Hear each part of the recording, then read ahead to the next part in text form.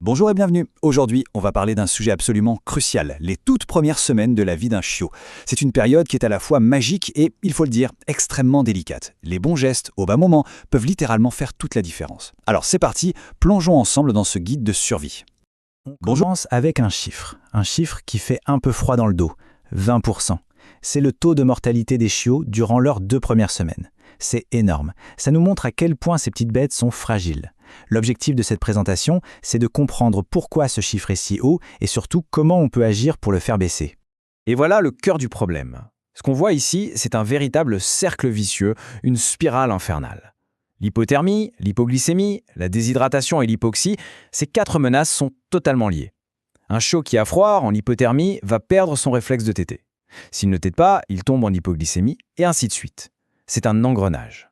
Comprendre cette dynamique, c'est déjà la première étape pour pouvoir la casser.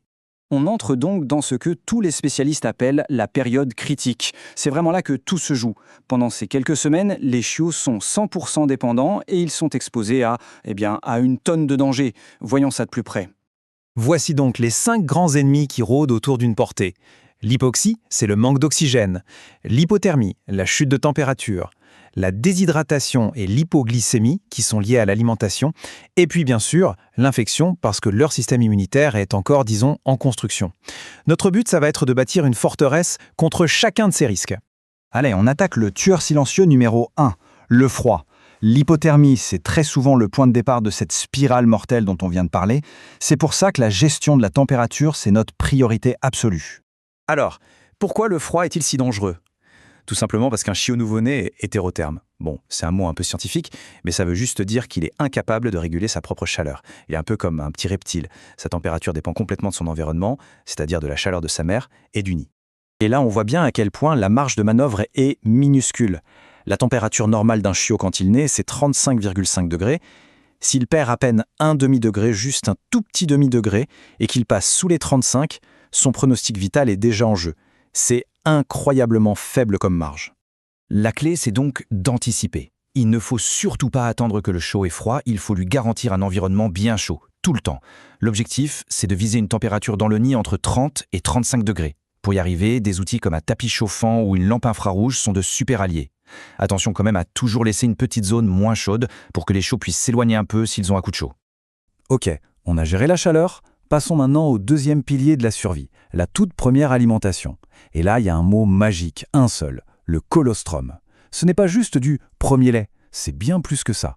C'est une véritable assurance-vie, de l'or liquide.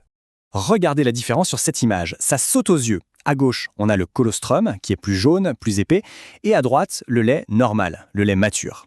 Cette différence de couleur, elle s'explique par sa composition qui est juste unique.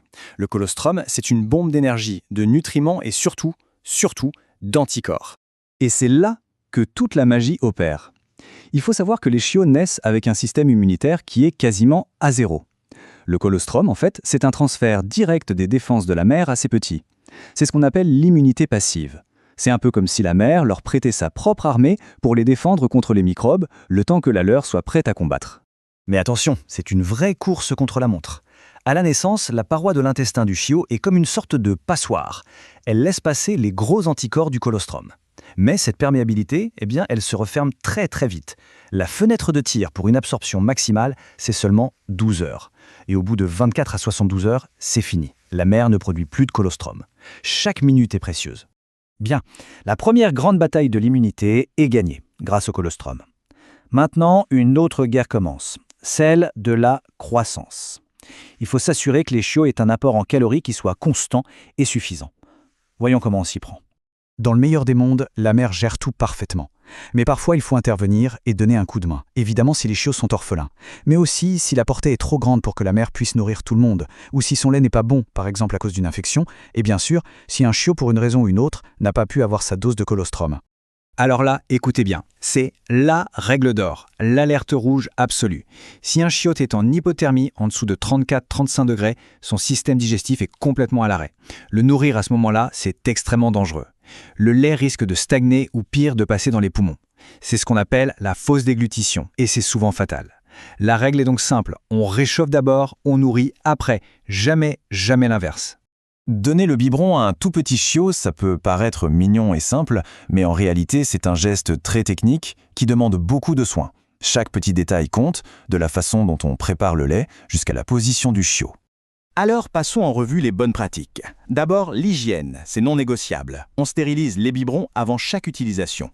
Pour la préparation, on utilise une eau à 50 degrés. C'est idéal pour bien dissoudre la poudre. Mais attention, on attend que le lait redescende à 37 degrés, la température du corps, avant de le donner. Et point crucial, on prépare le lait juste avant le repas. Il ne se conserve pas. Tout ce qui n'est pas bu part directement à la poubelle. On ne fait pas d'économie là-dessus, la sécurité passe avant tout. Bon, la grande question, on donne combien? Ce tableau est un super guide. Pour s'y retrouver, c'est simple. On regarde d'abord l'âge du chiot en semaine, ça nous donne le nombre de repas par jour. Ensuite, selon la taille de sa race, petite, moyenne ou grande, on a la quantité en millilitres à donner à chaque repas. Par exemple, un chiot de grande race d'une semaine, il aura besoin de 25 à 40 millilitres, et ce, 8 fois par jour.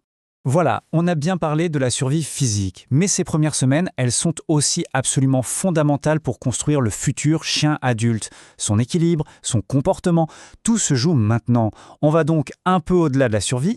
Tout part de là, de la relation entre la chienne et ses petits. Une mère qui est calme, qui est attentive, elle pose les fondations de la sécurité émotionnelle du chiot. C'est à travers ses contacts, ses soins, qu'il apprend que le monde qui l'entoure est un endroit où il peut se sentir en sécurité. Une séparation trop tôt, et c'est tout cet équilibre qui peut être compromis.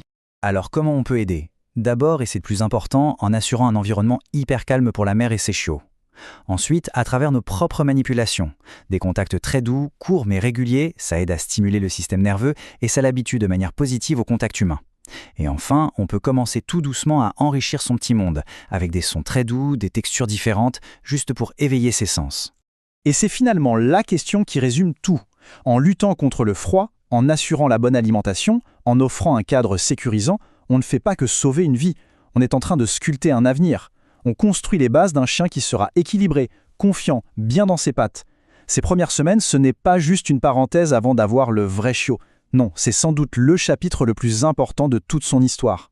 Merci d'avoir été à l'écoute. Comment